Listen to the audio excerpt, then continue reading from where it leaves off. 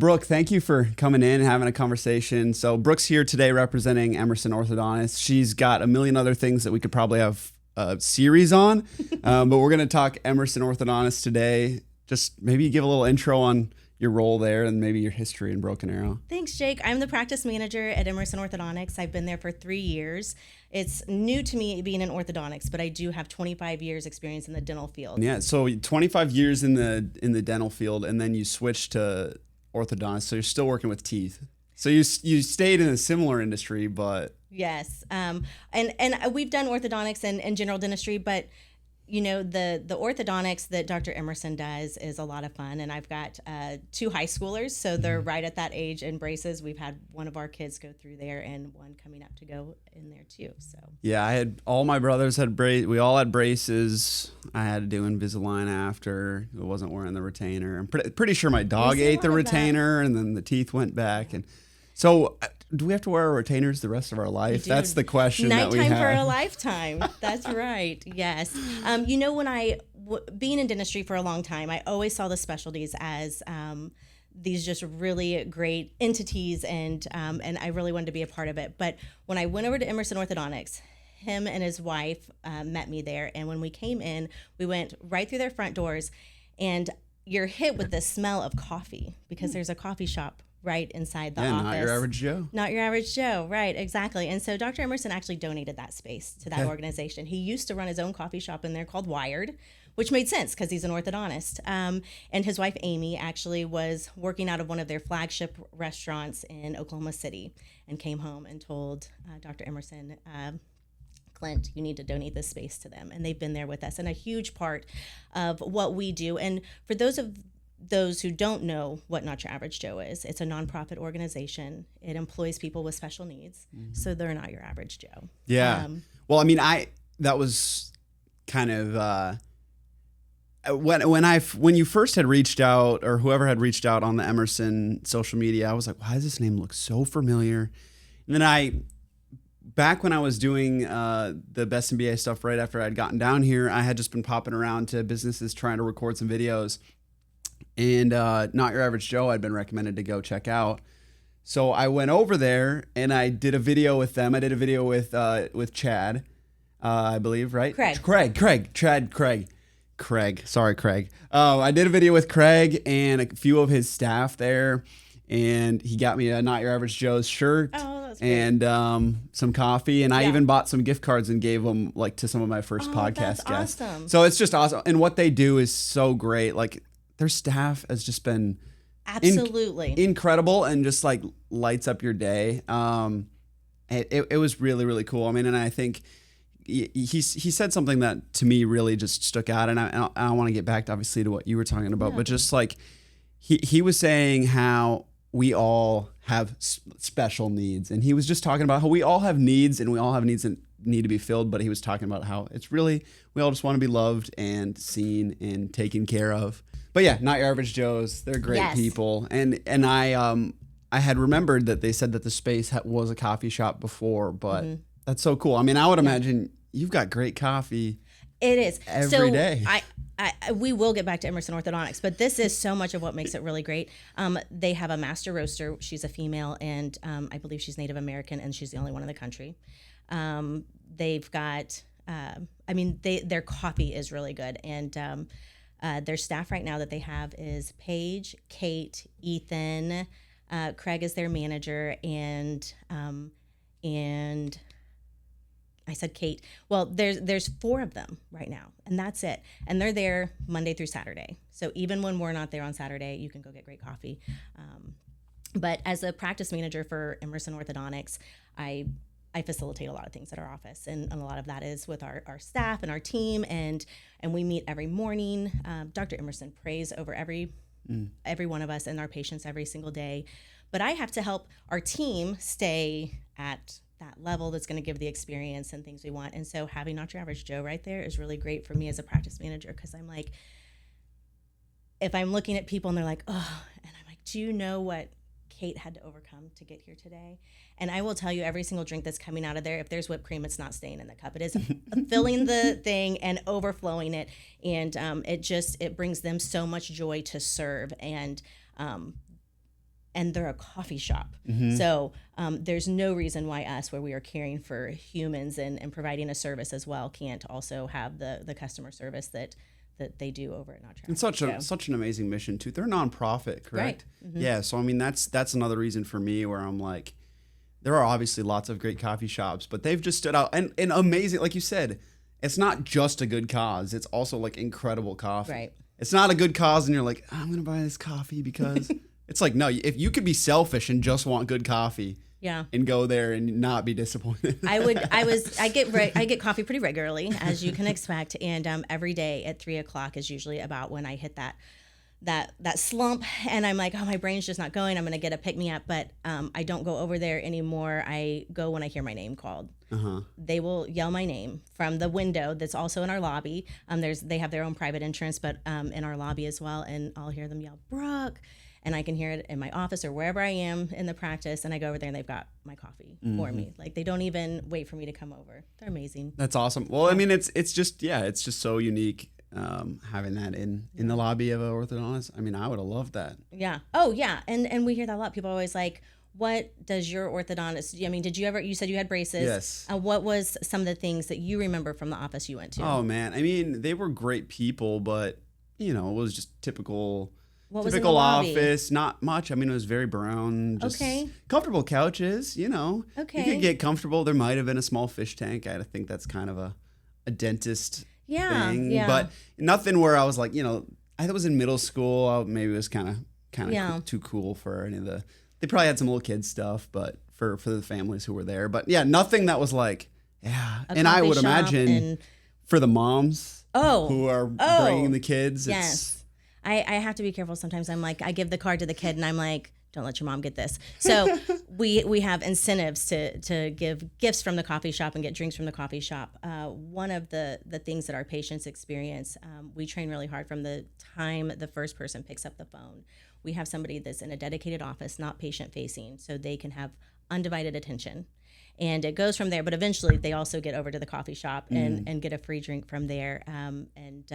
But we train really hard and work really hard to make it feel really effortless. And the coffee shop is really nice to have that in there. But I think that when I think of the coffee shop, it reminds me that is a piece of who Dr. Emerson is. Yeah. Him and his wife, Amy, are the most caring, giving, generous people. They're doing everything for others. So I love that. That was the first thing I noticed when I walked in. Like you said, when you go in there, there's the coffee shop. And then you go through the office and there's some iPads, which even though the practice has only been there 9 years, he's been practicing orthodontics for 20 years, but at this location off Elm since 2017. Those iPads are already old, so we're ready to replace those and bring some more fun there. But we've got things along the way, and I don't want to give away like all of the fun little nuggets and treats you get when you come in, but I think you can get braces and aligners at a lot of places. And I think that our families have a lot of choices, but when they come to our office, it's the relationships and the experience that we give to them, and we train really hard to do that. I think training is important for Dr. Emerson too. He was a teacher before he was an orthodontist. So he went to school and was a geometry teacher, and then went to orthodontic school and started his practice. So he pours into us endlessly. He trains me, but also is very encouraging of me training any of our staff. There was one time he took them to a restaurant and had a chef's table in the kitchen so that they could watch how the top of the top expedite things. How are they communicating? How are they giving that 5-star service or Michelin star service, which I did get to go to my first Michelin star restaurant with the Emersons. Wow. So that was a lot of fun. That's so cool. I mean, see, this is the stuff that's fun to get into and talk about and hear about, more than not that braces and whatever all the other work you do isn't interesting, but like this is what people want to learn about, is behind the business, like who are the owners, like what are they about, and just hearing even the relationship, the most obvious example with the coffee shop in the lobby it's so cool. I mean, and it's such an amazing opportunity for that coffee shop as well, but then just like hearing about the care throughout that process. Because I mean, in business in general, whatever business it is, it's have to be very intentional not to lose sight of the intention, which is taking care of people the best. 100%. Absolutely. There's so much to get lost in. And we really do try to take it back to that. We train really hard. And I know I keep saying that, but our patients, when they come to us, are in treatment for about 2 years. That's another question we get a lot. How long is treatment going to be? Most treatment is about 2 years. So we're asking them to work really hard too. Even though we're putting the braces on there, there's a lot of work that they have to do, keeping them clean. So at the end of it, they've had this amazing experience. They've got this great smile. They've got the confidence, but they have gone through all the work, and nothing great comes without the hard work. You know, you think about in business, you're working really hard, but you get to see then the results. We had so Dr. Emerson also has staff that's been with him for 10, 15 years. And we get to see these kids oftentimes grow into young adults.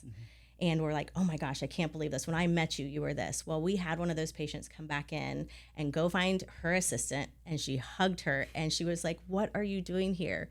She was bringing her kid here to the office. So he's been doing it long enough now that we have seen a whole person grow up and then bring their family to us. So it's really cool to be connected to your patients that way, that they become a part of your family. And so I think who you pick and is really important, because you're going to be going there for possibly a couple of years. So you want to make sure that those relationships are good, especially because it's not just the work that the kids are doing. The parents are paying a substantial amount of money and investing into this too. And so you want to feel good about the financial process as well. And so we take great care in that. I think anybody that has any concerns, they're put at ease really quickly. So that's good. Yeah, I mean, it's an expensive thing. It's a big decision, like you said. The work. I mean, you got sore teeth. You got to wear those rubber bands. You got to get the food out, clean your teeth good, so you don't get cavities. And especially as younger kids. I mean, there's obviously adults getting braces, but a lot of people, like you said, kind of in that early high school age range, maybe. You're getting braces, or late middle school, and exactly, it's a lot. Like I had a great experience where there was no extra incentives or goodies or coffee shop or anything like that. But this just popped in my head. Have you seen anything about basement braces? No. Oh my gosh! So it's come up on my TikTok a few times recently. I don't know where, but there have been these people who will like get a quote for braces. Okay. And then they'll have someone who just learned how to do braces, and they'll legitimately, it'd be like Braces by Jake. Yeah. And you'd come to my house and I'd do your braces. Just a nightmare. I mean, just do the mail-in aligners then at nightmare. That point. Like that's better than that. I mean, I'd heard of like the jewels on the teeth. We did have to have somebody take off their jewel, but we were going to put a bracket there. So, trading out one piece of jewelry for another, I guess. Yeah, but I mean, it's like, it's an important thing. The reason I make that, bring that up is it's an important thing. Like teeth are something that you want to make sure that people are very professional. And not go to somebody's To me, basement. that's crazy. I would like teeth, eyes, like. It's written on your face. Yeah. It's the first thing people see. Yeah, and if they mess up my teeth worse than they are, like, yeah. But I mean, and I would imagine like it's probably cool too to see, because I would imagine a lot of people are braces. Okay, let me ask a question are braces for the most part for like the aesthetic, or for like what percentage is for the look, and what percentage would you say is for like their teeth are going to grow in and it's going to cause them pain or issues or crowding? Or is it more about proper position or looks? Yeah, I guess that's a great question. So as the practice manager, I see all the analytics, and I would say that when people come in and they're looking for that cosmetic fix, we're actually also fixing proper positioning. Sure.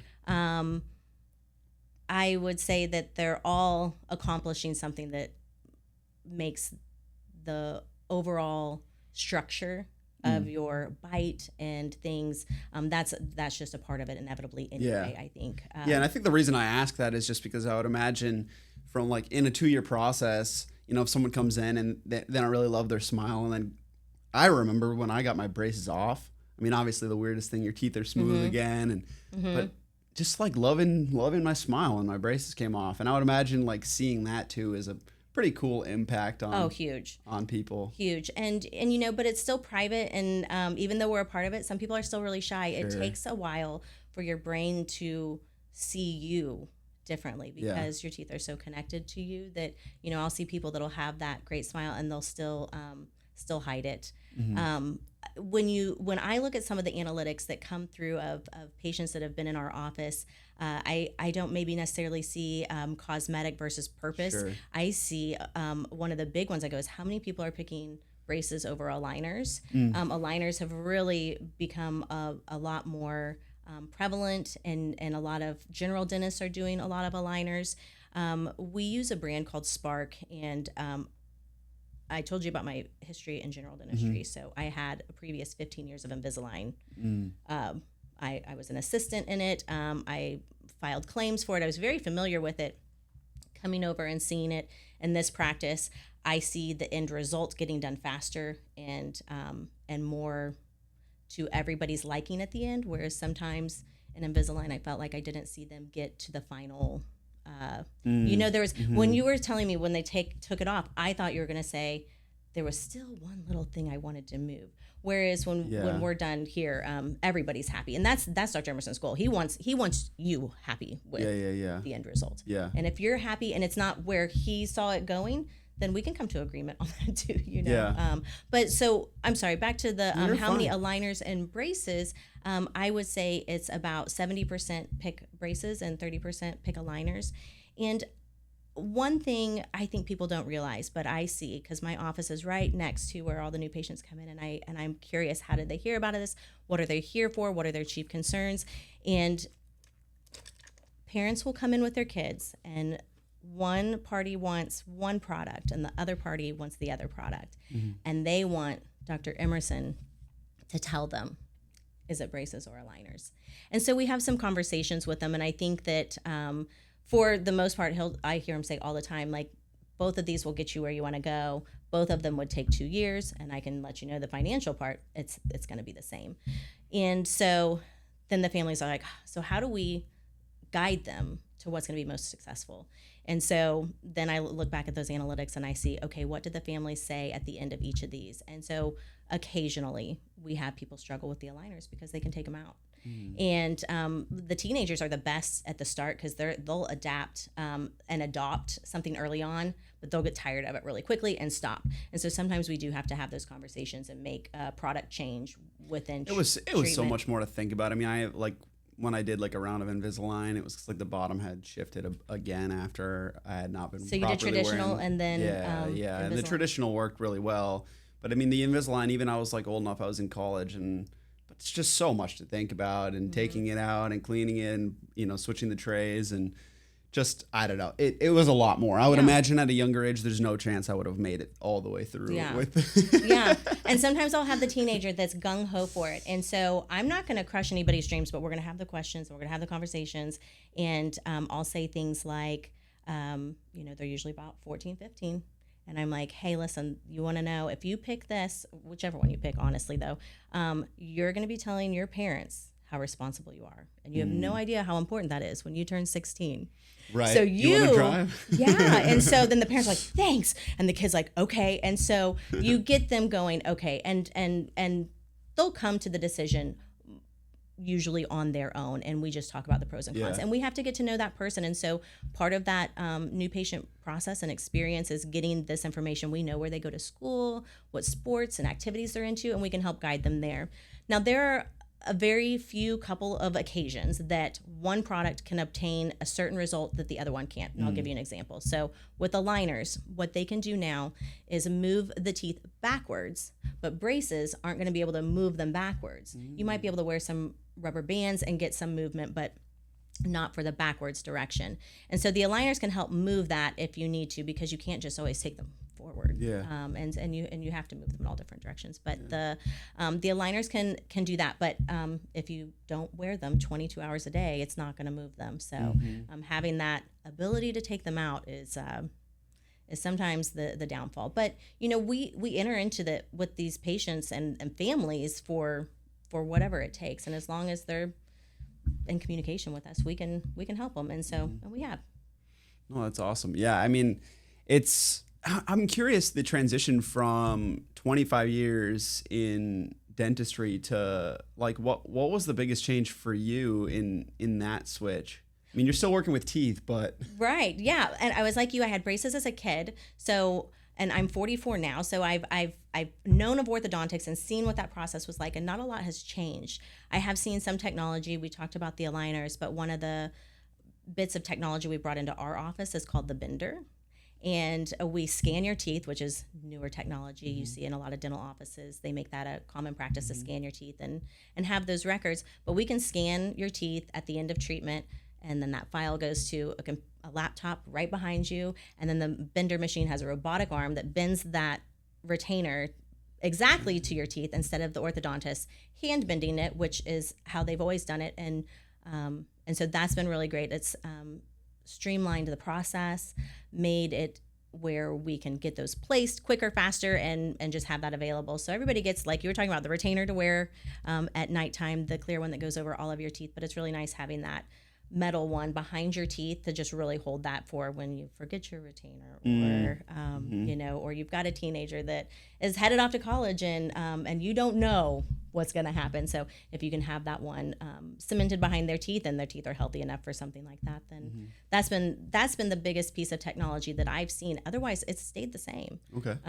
The engineering of it, the science behind it hasn't changed. But was your role pretty similar prior, or? I've worked in every corner of every position. So I started as a dental assistant. I worked at the front desk. I've done treatment coordinating, and then I went back to business school to be an office manager. Okay. So it's been fun. I mean, I never get tired of it. I think that's what I liked about moving into a specialty, since I won't say mastered, but I average over 100 hours of CE a year. Wow. And I always have my whole life in whatever field I'm in, which was dentistry, now orthodontics. So to me, it's invigorating. That's the word I was looking for earlier. I'm so invigorated and just excited to still learn more. I will say the difference in the two is in dentistry, I feel so bad for the business of dentistry. They are fighting insurance. They're chasing these procedure codes. So like if you go get your teeth cleaned, you're gonna have an exam filed with your insurance, the cleaning, the fluoride, and maybe an oral hygiene, and there may be $5 for that, $20 for that. And so, but you were there an hour. So again, the business side of that is really hard. And so they probably do have to work to get more in to still make ends meet in their own business and pay bills. When I came over to orthodontics and I was scared about being a practice manager, I'm like, am I ready? And I think that's a sign that you probably are if you're scared. I got over there and there's two codes. I mean, so the whole thing as a practice manager in general dentistry that I would have been drowning in would have been insurance and these codes. And you've got to negotiate with every insurance company for every code, every single one. Wow. To child and adult. And I love it. And so then we can spend our time in going, what can make this experience better instead of chasing all the things.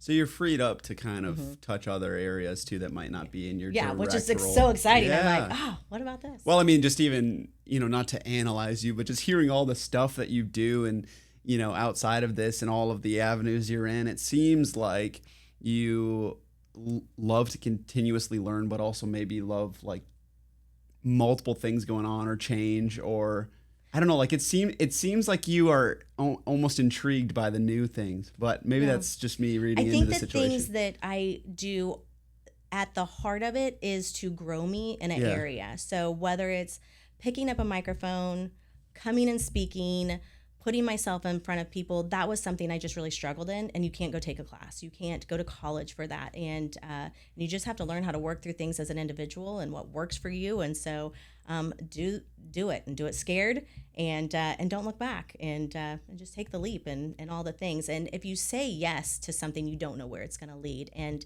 so I hope that all of my endeavors don't take me away from it. I hope it builds me up in each one of them. Yeah. Yeah. Well, can we talk about the Main Street stuff? Mic'd Up on Main Street? Yeah. Yeah. So I started Mic'd Up on Main Street because my husband bought a microphone, and I didn't have any side projects. And like you said, I have a lot of side projects. And I was like, well, I love business and I love people, and that would be a great thing. And I am not the greatest speaker. And I feel like when I started practicing, you seem like a great speaker, but when I first was an office manager 3 years ago, I would stop mid-sentence and just stop. And everybody was like, since I was the boss, they wouldn't like say anything. And Dr. Emerson's really kind, so he wouldn't say anything. And so, but like a year later, he's like, do you remember, when? Yeah. And then would just end sentence. And I'm like, yeah, I do. And I usually have like a metal pin or a metal bracelet that I can hold if I'm really, just really scared about something. So Mic'd Up on Main Street was a passion project, and I love it. And I like to just connect with businesses. The idea when I first started it was actually just going to highlight the farmers market people and the booths. Since I have sold at the farmers market, I see how hard they work. And you see these businesses, and it's a great investment. It's a huge leap to purchase a building and have these things. And these people are dragging their store with them everywhere. And there's a lot of damage that happens in their stuff. And I just got to know those people. So, but the market is very busy. And so I would go there and I'm like, I'm taking away from their sales. So I started popping into other businesses. It was going to be a faceless account, I thought at first, because I was scared. And then I'm like, no, this is my community. This is my Main Street, and I want to highlight it. So how long has that been going? And like, do you do that? Is that like a weekly thing? Is that like just kind of when you can? The great thing about orthodontics is we take an hour lunch, and in general dentistry, you don't. You've got Cheez-Its in your pocket, and that's your lunch. So I do. I go out on my lunch break.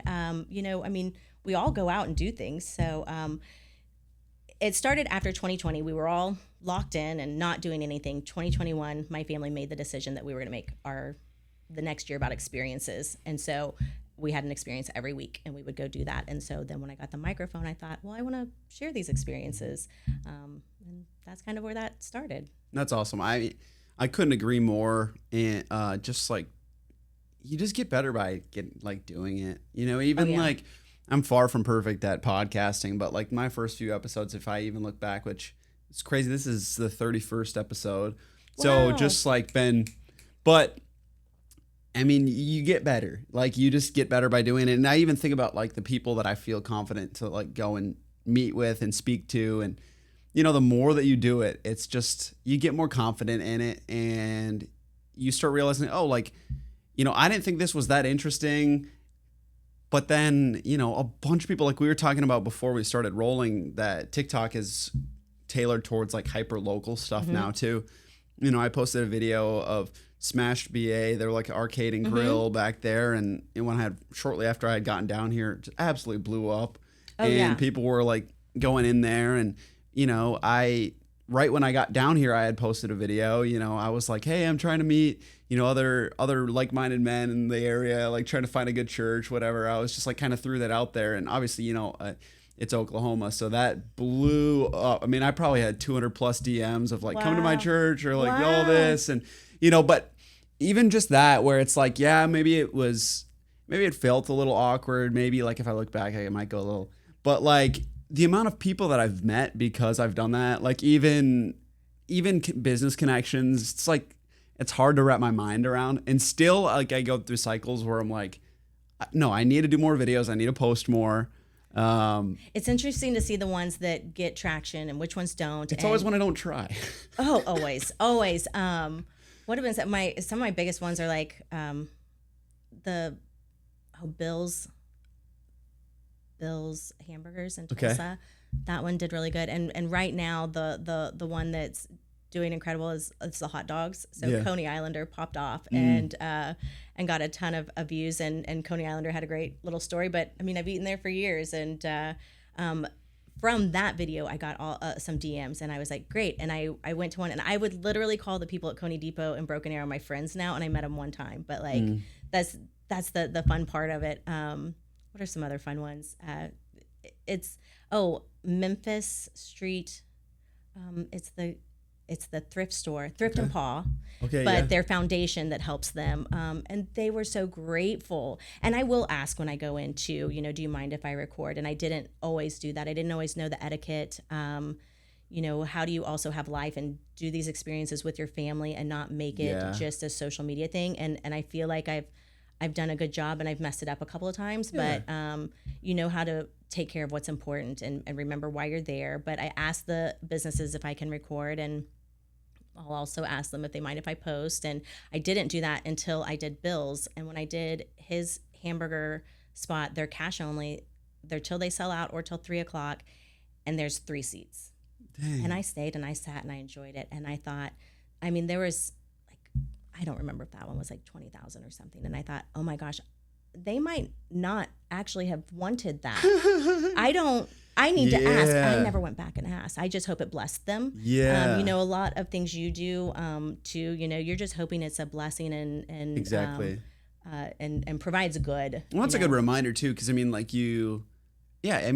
lot of people probably would really want it. Some people are happy with where they're at and they don't really want the promotion, which I think most probably would want it. But I like the etiquette reminder. Cause unfortunately we all see the people online, everyone's trying to, be an influencer, and they'll come in and they'll record someone and they're just messing with them at their business and all that. And I'm like, that's just, but unfortunately, I think that is a reason for a lot of people to not do it. There's a way you can do it. Sure, you might still look weird. Who cares? Right. Nobody's going to remember. But that's what I think has been so cool for me to see is people like yourself, or I think of Big Ray. So I've interacted with Ray a decent amount, and he's a great guy. So shout out Ray. But just his stuff is so giving, and I know he has some. He might do a deal with someone in trade and stuff like that for videos, but it's just how you can lift up your community. Not everybody has to make videos, but if you enjoy that, what a cool way to go into, a place that somebody didn't know about. I think that was a huge spark for me to start what I started. Was people were commenting on some of these videos. They're I had no clue that existed. And I'm brand stinking new here. They've been here for, I don't know, 10 years or whatever the business. And I'm they just need a little boost. They're doing great at what they do. I want to try and help them on the media side. Right. And to that point, or on that topic, I've gone into a place and it wasn't that good. But guess what? That's not what I said. That's not what I highlighted. I didn't say anything. I didn't say a lie either. But I did go there and it was $10. I'm not going to bring somebody down or highlight. That's not what it is. If there was nothing good to say nothing at all, right? I'm not even going to post it. It's not even going to be, and I would just, and again, that's subjective. It's a personal preference. If it's seasoned, your liking. So, I like to stick with the pack of people that are positive and uplifting, and it really hurts my heart anytime I hear, if I do post a video and somebody's like, that's trash, place is garbage, I'm like, delete. Goodbye. Well, I'm not the city. I don't have to give you free speech in my comments. I will. You will be blocked. You will be. It's so cool. It's just such an amazing community, and I'm trying to think. I want to see. This is the thing with podcasting too that I'm learning is you get so far up here. How do I get back to here? But I just with your work at Emerson and just hearing your how deeply rooted you are in Broken Arrow, with Emerson being in Broken Arrow, is there anything else city-wise that I guess maybe you could tell me about the change of Broken Arrow, or and I'm just always so curious to learn about this city more and more and the people here. I don't have a great question, but yeah, let's see. Well, I've watched Broken Arrow grow over the last 18 years when I've been here. I think it's an incredible city. I think Emerson Orthodontics brings to that community, and we pour into the community. I spend a lot of time thanking the general dentists that send and trust us to take care of their patients.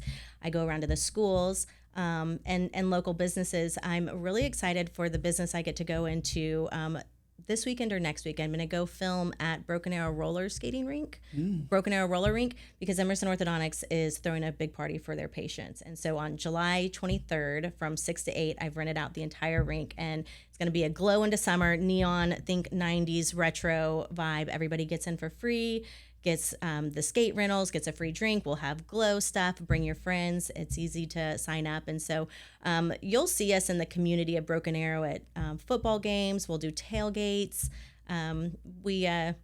He was born in Broken Arrow and grew up going to Broken Arrow. I think his parents were even teachers in Broken Arrow. And then kind of when his family moved to Tulsa and they started building Emerson Orthodontics, is probably about the time I was coming to Broken Arrow and watching it grow. So it's a great community, and I wouldn't want to be anywhere else than Broken Arrow.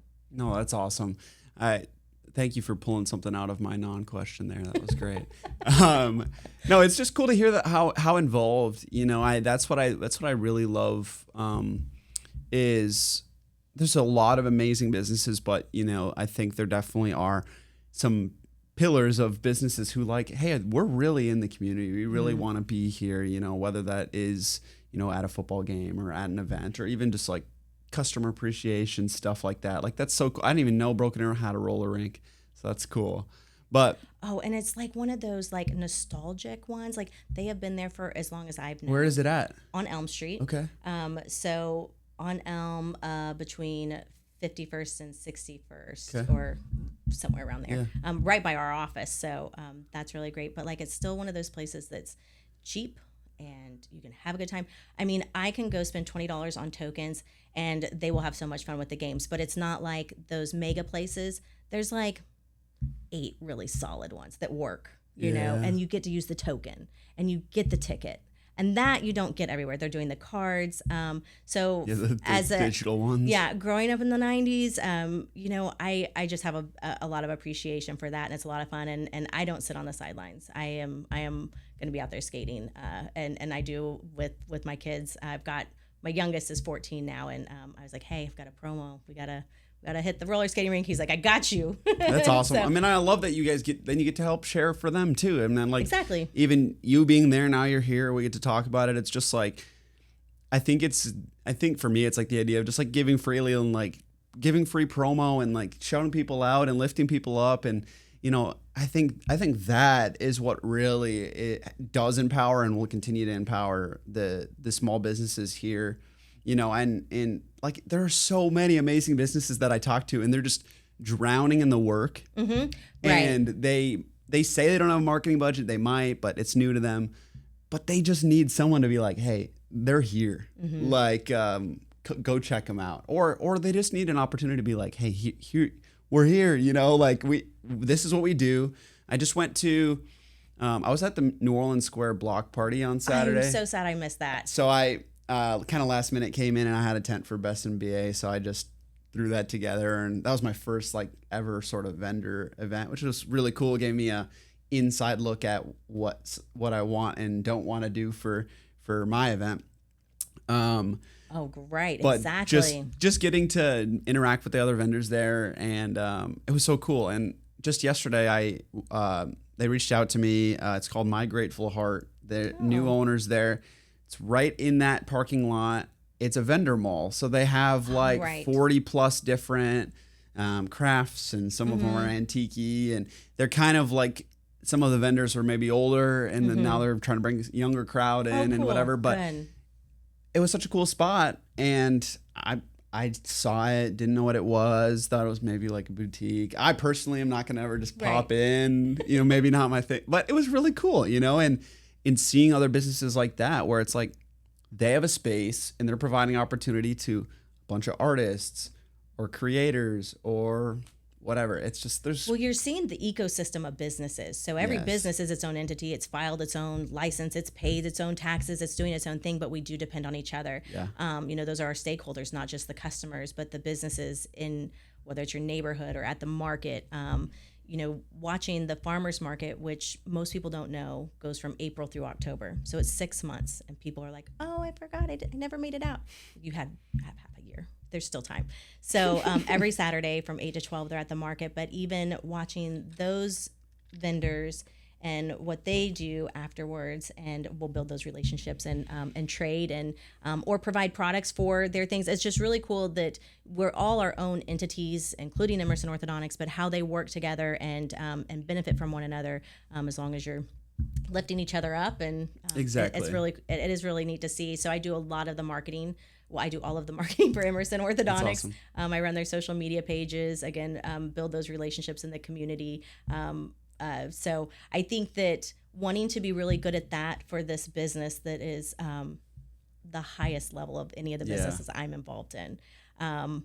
It was really great to have mic'd up on Main Street to be what I thought was practicing, to feel like I was going to bring quality work. Since I'm not formally trained, I have more of the business background than marketing, and they cover a little bit of marketing. I super loved that class, but it's one class and it's over and done, and you're on to the next 25 or whatever. So I mean, in the marketing classes I had were more so tailored towards like big corporations, stuff like that, kind of pitch decks, projects, stuff like that. I mean, it's all so new. I mean, and the organic marketing, I guess, with social media and stuff like that is it's ever changing. It's new.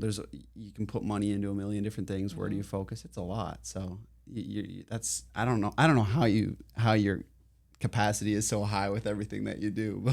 Well, I went back to school in 2021, and I feel like doing that as an adult and having to work and raise a family and do all the things, you get your syllabus and you plug it in, and that's just what I do. I have a very detailed calendar. I love all the things that are coming out, even with AI. How can I use this to make sure I'm optimizing the most out of my time, and still having rest. So I didn't post much this week, and it's the first time since probably March that I gave myself a week. But my daughter turned 16, and so I don't care what else is happening. That was awesome. That was yesterday, and it was great. We went around and got all the freebies from all the businesses. Oh, that's awesome. So again, I was like taking pictures of all the businesses. That's going to be another post. So, I mean, that's the cool thing. I mean, for whether it's for businesses or just on your own personal, and you just want to make content, is like, there's ways to do it that like isn't going to interfere with your day to day, like quick video, quick photo, whatever, throw it together, visited these businesses today. It's just, that's really cool. Man, I think we hit on a lot. I could go so deep down the AI rabbit hole. I'm not going to. I know. But, I'm sorry. So Best MBA, it has something coming up in July, right?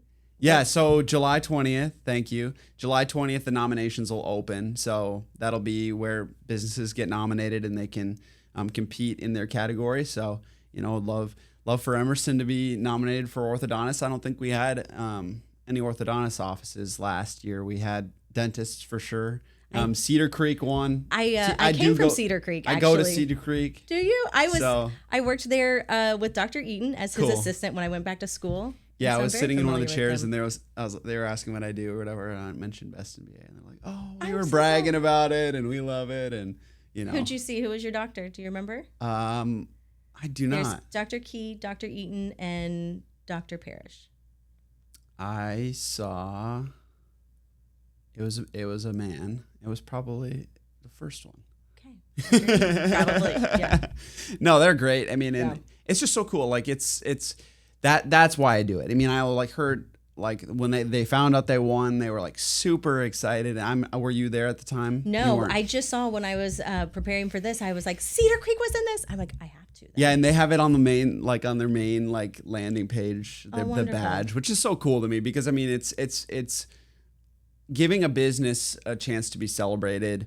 And I won't go down a long tangent on this, but I will say, what I think is different about what I'm doing and what this will become is it really is becoming something that's going to be year-long focused on this community, where a lot of the campaigns I see, I won't speak on intent. I don't know intent, but my perception is they're trying to get as much money as they can, and then they disappear.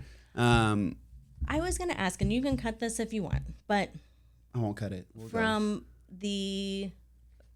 I didn't know how these worked. I just came in as a practice manager, and I saw all the posters, and he had won from a particular one. Mm-hmm. And then I didn't know how it was, and I thought, so is it just if I put ads? I thought the only way to be that is if I bought ad space. Okay. I thought that's how you would win.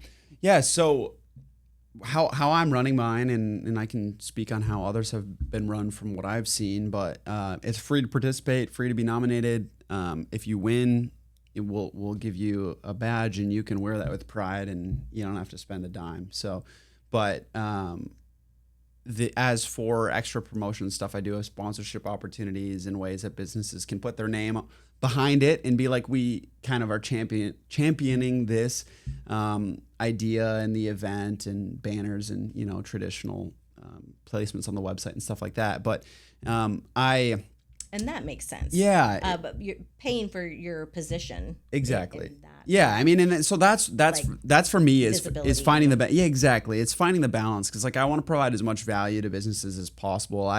There's one in Minnesota called the Star Tribune was our newspaper for the city. And they had one called Minnesota's Best. And I didn't know this until I started doing this. I had talked to some businesses who had won it, and they said, if you win, so it's typically like a 3-week voting period, which is what I'll be doing. It'll be nominations, there'll be a gap, and then it'll be voting. People can go in and vote every day. Pretty simple. But if you win, they go, if you want to license the badge for a year, you have to pay $700. I don't know if they would come after you or if it's just a tactic, but there was all these like money here, money there, money there. I mean, and they're raking it in. So like I said, I won't speak on intent, but what I saw is the campaigns would run and then the page would stay dormant until they're starting to try and market again for the next year. So for me, I'm like, I love the recognition of it. I love the kind of competition of it, the buzz that it gets. You know, people are seeing the logo, people are talking about it. I felt it when I saw Cedar Creek. I was like, I need to be on that page too. It gets it stirring and it gets people involved. And, but I want that to continue. You know, I want that's why we're here. You know, I want that to keep going. And yeah, I don't know. That's what gets me excited is there's a lot of different ways that I think that I could be asking businesses for money to be involved, but I really want to keep it as organic as possible. So for businesses who don't have any marketing spend, they can still participate and win and still be celebrated. So that's the whole point. Yeah, I love that. I just wasn't sure how that was structured. I'm newer to it. Yeah, for sure. I mean, and I'm newer at communicating how it works as well. So I think as much clarity as I can provide to the businesses involved, the better. I know that last year I just started it with no runway and they were asking me questions. I'm like, you know what? That's a great question. I should probably, and I realized there was a lack of clarity and communication to the businesses involved. This year, I'll probably keep this in, but my plan is to, after the nomination period, there's kind of a gap before the voting starts. There's going to be a day on the calendar. I haven't picked the location, but it's going to be just a Best in BA 2026 kickoff, and it'll be optional, but I really just want it to be, it could be networking, but I'm just going to give a short presentation. This is what the competition is here's how you can get the most out of it. And for a lot of businesses, here's how you can collaborate on an Instagram post and on a Facebook post so that we can share our audiences, right? And I think that for me is a way where I want to not only celebrate the businesses, but also provide like some marketing knowledge, if you will, to businesses. That's really kind and helpful. I think it's so needed. And I think I went to a like social media, like masterclass thing. And it was cool. But it really got a lot of things turning for me where I was like, there are masters at certain things who do sell services and who do offer services. But I think for me, the people who I see who are at the top of the game are not like gatekeeping information. They're like, here's how you can do it. I also offer it, but like here, truth be told, people aren't going to do it. So you shouldn't be afraid to share. I mean, people might have thought this was a great idea that you're doing, and they would have stopped after the first month. I had a few comments that said, hey, we should do this. He's new or whatever. Like we should go and start this in the comments or whatever. I'm like, go for it. Shoot. Like, I mean, great. Like, but that's exactly right. And I don't know. I'm just so excited for this year. I appreciate you. Sorry, I go down the tangent on there because I'm so excited about it. But the 20th of this month, nominations will open. Anyone can nominate you. I mean, businesses could nominate themselves. It means more if it comes from someone, but you can go in and nominate your business. Well, I'll have to post that to our family of patients, and hopefully there's one out there that loves us enough they'll say, we want to see them in Best of VA. Well, awesome. Thank you for coming on today. Thanks so much, Jake.